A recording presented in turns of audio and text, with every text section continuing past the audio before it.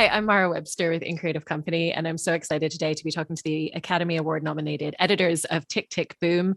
We are joined today by Myron Kerstein and Andrew Weisblum. And I wanted to start by talking about the first 10 minutes of the film, because when you're making any film, but especially when you're making a musical like this, the film really lives and dies by those first 10 minutes. And the first 10 minutes of this film are so fantastic. But when you take a step back, there's so many elements of what you had to do in terms of editing, in terms of coming in, bringing us in on Andrew's performance, there being archival footage. You have Susan's voiceover, which was an element that wasn't recorded until later on, and with all of those elements of introducing us to a world that both is performance-based and grounded through dramatic performances, as well as, honoring this great legacy and really bringing the audience into that world as well at a specific time in the 80s. How did you kind of navigate those first 10 minutes, and how much work went into the different variations before you landed on that, especially considering certain elements like the voiceover didn't come until later on. So there were probably a few different iterations of those first few minutes along the way, I imagine. More than a few. Yeah. It was a long process of figuring out the right content and context and tone in the particularly the opening number, really, and establishing this framework of the stage performance as our through line, and then the archival footage, which was a later ingredient, which Myron can talk about, was also a good way to set up our context.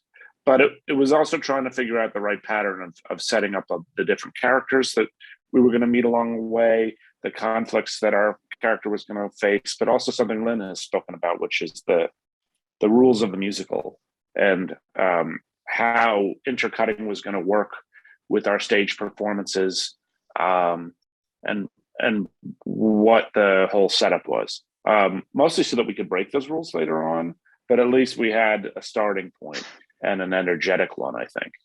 I don't know, Myron, if you want to talk about the archival stuff, obviously. Yeah, I mean, it was full experimentation, based somewhat with experiments that Andy had done in the body of the film that we took out at some point. But I was inspired by the use of archival, but wasn't sure how to quite use it. And then as we screened for the audience, it seemed like they needed some context about who Jonathan Larson is, how he influenced, musical theater, etc. But we didn't want to, it's not about Rent. It's not about what happened to him as far as his death. But we wanted to tease it a little bit. But that just took experimentation for like 6 months of just tearing apart the first 30 minutes and putting it back together. Again, me working with Levinson, Steve Levinson and Lynn in the edit room, like rewriting the voiceover. We picked up some additional footage to give Andrew some moments with Susan, introduce the characters, his friends in the diner. So it was just a lot of experimentation to get right, and a lot of guesswork, to be honest with you. We didn't know what the solutions were. The audience doesn't ever tell you, oh, we just need this here. And then, we're cross-cutting between all these locations and characters and, different time periods. So that could be really confusing for the audience. So to keep a tight rein on all that just took a lot of experimentation, and then screenings helped, of course, to see if we're getting closer, and then eventually, hopefully, we got it right.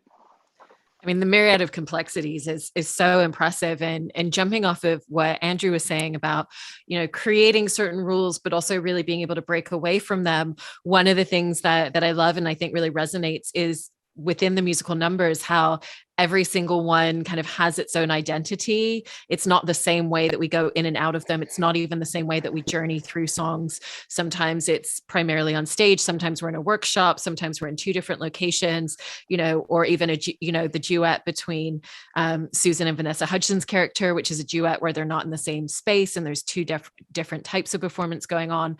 And so what was your process in working alongside Lynn and looking at all the footage that he was capturing in different ways? plays, in the musical numbers, in really just allowing each song to speak to you all and really let the song and the musical number and the footage tell you what it needed for that journey and for that narrative arc in that moment? A lot of it was in the design, which was part of the kind of production conversation with Alice, our cinematographer, and Lynn, of course.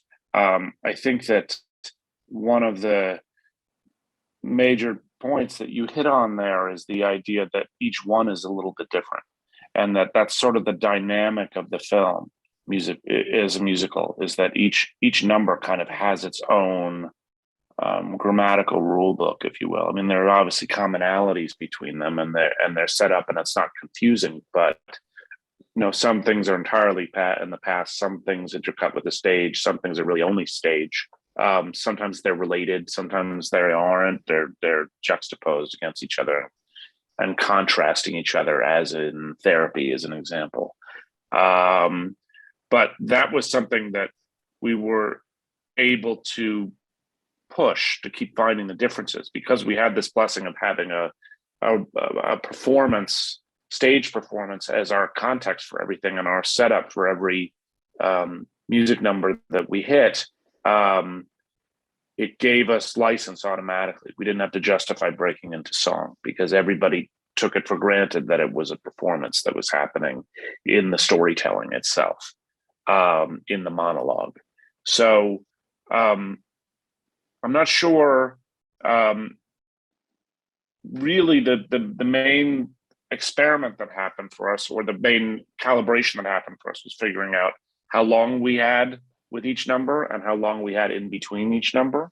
And that becomes kind of a pacing question. And in some cases, a tonal question, whether a number is kind of going too long, and wearing out its welcome a little bit in the overall piece, even if it's interesting on its own, which is sometimes complicated structurally and grammatically to simplify a music number and combine a verse, or I don't know, plenty of the other tricks we had, Myron, in that equation. Yeah, but I think you're right, Andy. To ground the audience with the stage performance, to have that as the anchor, really allowed us to do so much. I think if we didn't have that, it would maybe feel like a little schizophrenic, to be honest with you. But to be able to keep coming back to that location and his performance and essentially his narration, we could just do almost anything we wanted to. And and it's a complicated thing, because we are going back and forth with time, almost with every number, multiple locations with every number, multiple characters. So it's, but again, just having this one little kernel of texture, went a long way. And with that idea of grounding everything back, and that always being the centralized thing that you wanted to ensure was the experience for audiences, no matter how many locations or characters we're jumping between, or the types of footage that we're moving between, there's a lot of really small nuanced details and moments, especially as we come out of musical numbers, like at the end of Sunday, when we get to see Andrew just take a breath and take it all in.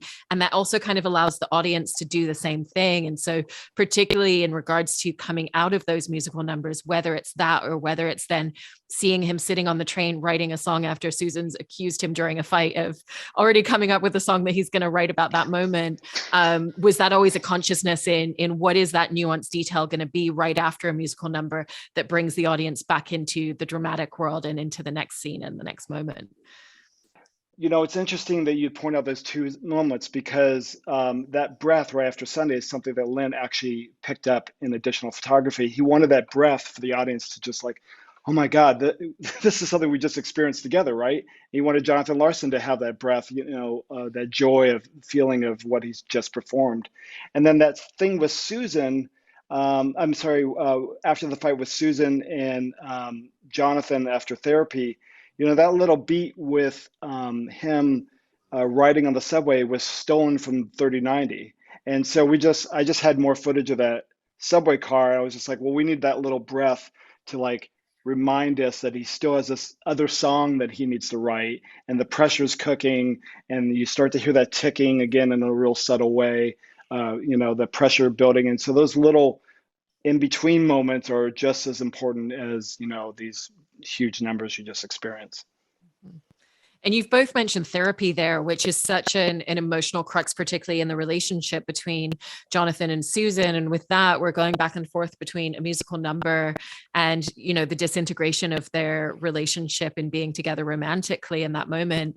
And I've heard you kind of both say that that was a really, really tricky one to edit and to navigate, because you had to figure out, when are we going back to Susan and Jonathan? When are we going back to the musical performance? Because you really still have to give the space and honor the conversation and honor the dialogue and everything that's happening in their relationship, because it's still a very loving place that they're in as they're communicating and as it's falling apart. And then also going into kind of like the more showmanship element of the musical number at the same time. Was that also one that took a lot of passes to really find the balance and find those nuances?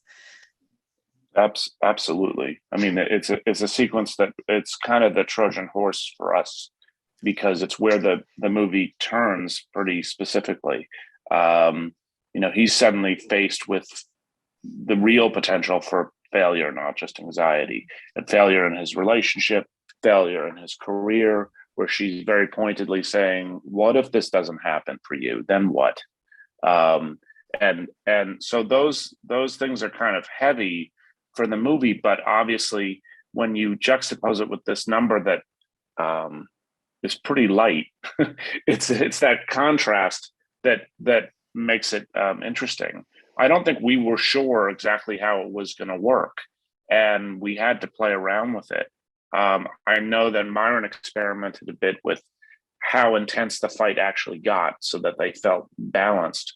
But, that whole number is kind of followed by a reasonably comedic sequence, with the focus group. But there's also something pretty serious going on, that he's faced with some real life choices. But if you analyze it, it's the moment where he breaks up with Susan and we might not see her again. And what that means to his character is pretty significant. And with Jonathan as a whole, as a character at the center of the film, you were bringing up there some of his anxieties and everything that he's pushing towards, and that sense of urgency that he has. And the film really honors him as in all of the complexities of who he was. It honors his charisma, his sense of humor, his passion, his relationships, his friendships. And then it also acknowledges the anxieties that come with trying to pursue something and feeling like you're not quite hitting your goals yet, and particularly that moment and that crux in life as well. Were there any pivotal moments or pivotal scenes for you both in editing the film, in really making sure that tonally you were always honoring and acknowledging both of those sides of Jonathan and everything that he's experiencing? Oh, wow. Let me think about that for a second. I think for me, a sequence like Y is where I think everything kind of comes together for me. Like as far as like his pressure and his love for what he does, and then the significance of what he's just experienced with Michael. And yeah, I guess emotionally, like that has a lot of resonance for me. I think the audience as well. Andy, what's your take on that? Well, I think one of the things he's really wrestling with in the movie, and one of the things that the film is really dancing around, is that this is a character that hasn't necessarily come into his own in terms of his maturity. He doesn't know how to balance work and life and how to make choices. And then when he's faced with real crisis, he kind of rises to the occasion in the end. That he realizes he's gonna lose the people he loves in his life, and not just that, but he may not succeed in his career at the same time. So how does he reconcile that? Is the real trick, and balancing those two issues without tilting your perception of him. You still have to relate to his struggle as an artist and trying to make it, and not see that as a potentially selfish, blind thing. Like, it was very clear to both Lynn and myself that we needed to make sure the seeds were there, that Michael was HIV positive, without leaning in them too hard, because if we understand that before Jonathan does, you've kind of trumped him as a character, and it's hard for that character to recover from that. So those are the kind of balances that we had to think about the whole time, how he's reacting to the questions and the people in his life. You want to understand why he feels busy and like that he's in a very important moment in his life for his career, when Susan is asking him to move out of the city at the same time, and why that is not strictly selfish, but also a real problem that he's facing. It's all those things that require calibrating and playing with performances and reactions, that which, the actors gave us in spades. We had the options. It's just a question of finding that right balance so that you can relate to his journey. Yeah. I mean, there is just that constant overwhelming sense of urgency that he has in a character in trying to reach those goalposts for himself and trying to achieve the things that he's really striving for. And Myron, I think you were mentioning the ticking of the clock, and there's a lot of really small details in terms of the noises that we hear, the cuts that are made, even just the pacing of certain scenes and how they play out for us to kind of step inside his energy in particular moments. And so what were some of the choices that you ended up making in the edit room to really kind of reference that sense of urgency and that drive that just is there all of the time for him as a character? Well, there was a lot more actually. At one point, we actually started the film with him like staring at a clock, and there was that feeling of that urgency from the get-go. And so we just had to experiment with like how much we're going to include in the body of the film, and then we could add more things like that subway car. But that was a little goes a long way with that kind of stuff. You can overdo it really easily, and then suddenly it becomes this annoying device that calls attention to itself. And so to just to be able to play around with that, with of course just the entire pace of the film, which just comes naturally overworking on it, overworking the film for a year and a half, and collectively between Andy and I, and but I think that at the end of the day, a musical has its own sort of rhythm to it as well, and then we're sort of embracing those rhythms of the songs, and then things like Therapy, where we're just kind of like trying to cut them down and fit our instinct as far as like the fight. But there's something about a musical that can help guide you in some ways, and then we could take a sledgehammer to it. And on a technical note, one of the things that I was actually really interested in is there's moments where Lynn's kind of like not afraid to let the camera move around a little bit. So when we're with the characters at the diner, it's not necessarily full pan shots, but there's kind of a gentle handheld, or just following a character ever so slightly as they move within a scene in the center of other characters. And so I was really interested in the intricacies of editing and selecting shots and really making moments like that, where there is that gentle movement with the camera, still feel very seamless and naked to the audience's eye as they're watching it. Well, I think we were both very mindful of transitions being fluid, particularly between the different time frames and locations, so that you didn't lose your bearings, that there was a logical transition between each moment, whether we're going from the stage to 1990 or 1988 even, or back and forth, that there was always kind of a clear path to follow. But grammatically, in terms of how it was shot, I was always just looking for the dynamics of it, to try and make sure that each cut and each shot complemented the one before and after, particularly in the musical material. I always thought that kind of, an example of that would be Swimming, which is a sequence that had a lot of pre-planning in it, because there was some concerned discussion with myself and Alice and Lynn that, we were basically setting ourselves up to watch a guy swim laps. And that's not necessarily going to be dynamic or build to a climax unless you figure out exactly how you're going to do that grammatically, and that you have enough shots to do that. and that you are building with the music, so that he has his revelation when he does. But that just takes experimenting and having a lot of different options to work with, which Alice was great at helping, and Lynn, of course. We had everything we needed. I mean, I also, in terms of transitions, was interested in hearing a little bit more about editing Sunday, because obviously, because of COVID protocols and scheduling, that wasn't everybody in the same space at the same time. That was kind of multiple groups that came in and gave performances. But when you watch it, it feels completely seamless in the transition between each of the groups and each of the performance moments. And I imagine that there was a huge amount of intricacy involved behind the scenes to really pull off a scene like that. And so what were the challenges for both of you with that particular number?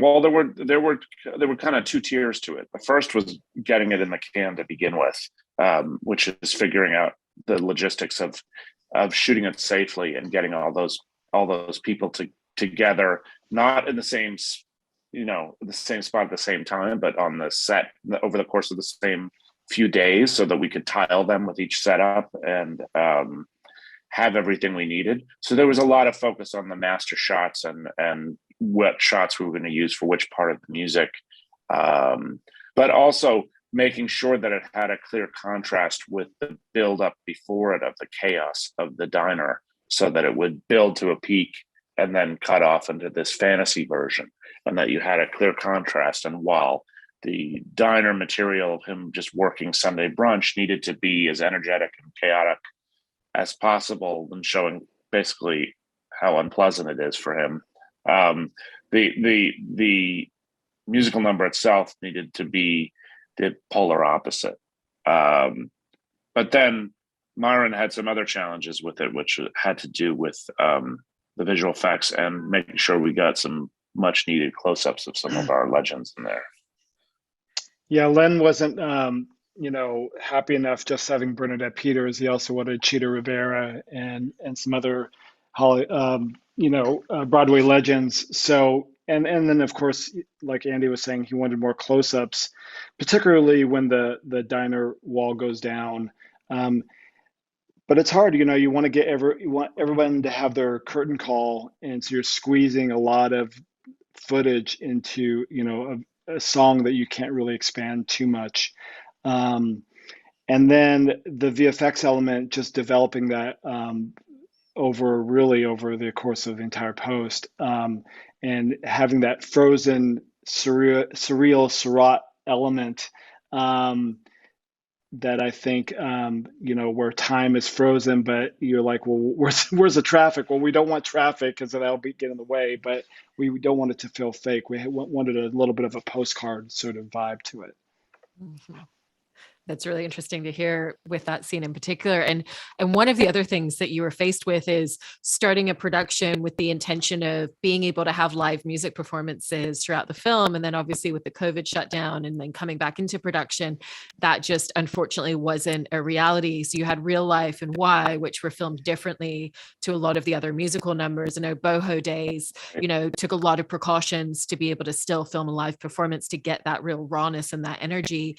But how did that really affect and impact a lot of the work that you were doing, along with the musical editor, along with the sound design team, in really configuring a lot of the musical numbers and having them still all feel the same in terms of the energy, in terms of that connection and the performance and the way that things sound, even though they had to be filmed very differently? Well, I mean, the 3090 is an example of a number that, while it was shot primarily to playback, even though there were some live takes, it was really important that you immediately, even though he was in fact singing, that you immediately believe as soon as Andrew's singing that that's him and he's singing live, and you're watching a live performance. So I know that it was discussed in advance, and I wasn't there for the mix, but ultimately we played around with a lot of ideas with the acoustics there, and making sure that the vocal quality of the singing is the same as the rest of his monologue performance. And that meant one of the early observations where there were a lot of plosives, pops on the mics that they were using on the stage. and that we needed to cheat them in wherever that was not distracting, because it's kind of a subliminal cue that you're hearing an actual live stage performance versus an overly polished pre-record. So that was one of the things we were thoughtful about technically. Then there's always the sync stuff, which is always tricky, particularly with choreography. Therapy was a bit of a challenge because it had a lot of quick cuts and quick movements, and because the tempo kept increasing, it's almost impossible to stay completely in sync with the pre-record. So we had to just recut the pre-record to fit the lip sync a little bit and move them back and forth towards each other until it got to be something that you felt was right. Mm-hmm. It's pretty imperative in a musical to have real strong dialogue with your sound supervisor and mixer, composers and music editors. And it's also great when you have somebody like Paul Shue, who also mixed Summer of Soul, being your mixer and sound designer. And then you have Alex Lacamoire and Bill Sherman, John Davis and Nancy Allen as your music editors. And it's a constant dialogue where you're going back and forth between I have to slip 100 shots by tomorrow to be able to make something feel grounded and real. And then, Paul is saying, I think I can mix it this way and it will sound like we're actually in the stage, versus Sunday we'll just make it, big and bombastic. And so just going back and forth with all those departments, it never stops. It's just like we're one big, large unit that's working together. Yeah. And we started at the beginning talking about the first 10 minutes of the film. And so lastly, wanted to talk a little bit about the last few minutes of the film, because so much of that is about what is the moment, what is the feeling, what is the experience you want the audience to leave with and sit through the credits with. And, that's another moment where Susan's voiceover really comes into play, even just the timing of the moment where she talks about Jonathan's passing, when we're seeing the archival footage of Rent opening, we're going back to Andrew's performance on stage after that, which has a really different context after hearing and seeing those moments on screen. And so was that also a moment that required a lot of different versions to really figure out the emotional intention of what you all wanted that last moment in the film to be?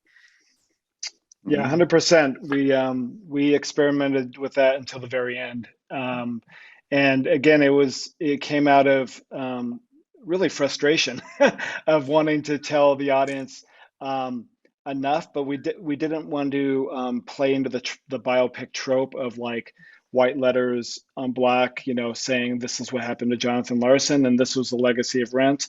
We wanted to find our own organic way of doing that. And also, the film to some degree has climaxed between Come to Your Senses and Real Life and Why. And we have another song sort of build out this archival bookend, allowed us to have an encore and celebrate this story that we've just been told. And then we could check in with his friends in the audience, and we can have these little moments that are implied with him back writing something. Maybe it's Rent, by images with him in the apartments. But all that was constructed, found up to the last moment of cutting. Just trying to keep pushing and playing with. There's this beautiful shot of him, during that voiceover, pulling off the cover of the piano, and that was something that I had experimented with at the beginning of the film. And that shot of the theater workshop, the wide shot, used to open the film as well. It was shot for the opening of the film. So to play around with all those ingredients later, and just to keep until you're like, okay, I'm starting to cry now. Maybe this will work for the audience. That's how you find it eventually. Yeah. I think, one of the things to keep in mind there is that the film is really a tribute to Larson and his legacy, and not unlike the original bigger production of Tick, Tick, Boom after Rent and after Jonathan passed.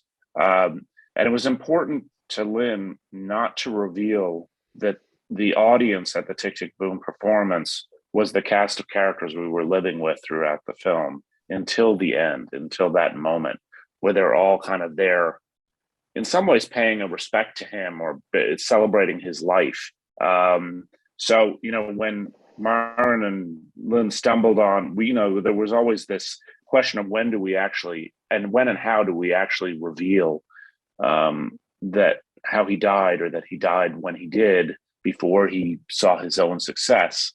To put that before that number gives it a very specific context, which, as Myron describes it, is something of an encore, but it's also, the number itself kind of speaks to what his legacy is and how he found the challenges of his time and his life, whether it's the AIDS crisis or whatever other societal questions that were important to him politically as a person, that he was able to take that stuff and infuse it into his work and actually make a difference in the world. That is actually what his legacy is. So I think it helps bring that home, that the questions that are being asked are about the significance and the searching in his art that is maybe a little different than some people pursue now. Yeah. I mean, the film really is such a beautiful legacy to him and such a great tribute to everything that he's contributed to culture, and the details of the work that you put into this, and all of those kind of nuanced pieces throughout are really, really remarkable when you step back and look at everything that you've done. So congratulations on everything with the film. And thank you so much, Myron and Andrew. Thank you very much. Thank you so much. Really appreciate it.